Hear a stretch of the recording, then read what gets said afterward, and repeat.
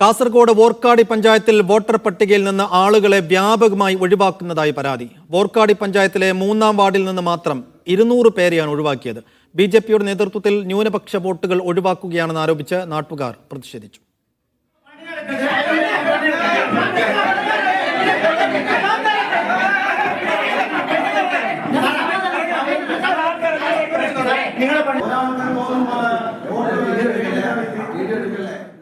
ഇന്നിവിടെ കാണാൻ 90 വയസ്സുള്ള ഉമ്മമാരും കുഞ്ഞുങ്ങളടക്കം കൊണ്ടുവന്ന് ഇന്നെല്ലാം ഹിയറിങ്ങിന് ഹാജരായിട്ടുണ്ട്.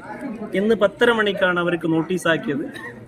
അപ്പോൾ അവരൊക്കെ കല്യാണം കഴിഞ്ഞിട്ട് പോയിട്ടുണ്ടെങ്കിൽ അവർ വീട് മാറിപ്പോയിട്ടില്ല, അവരവരെ വീട്ടിലുണ്ട്.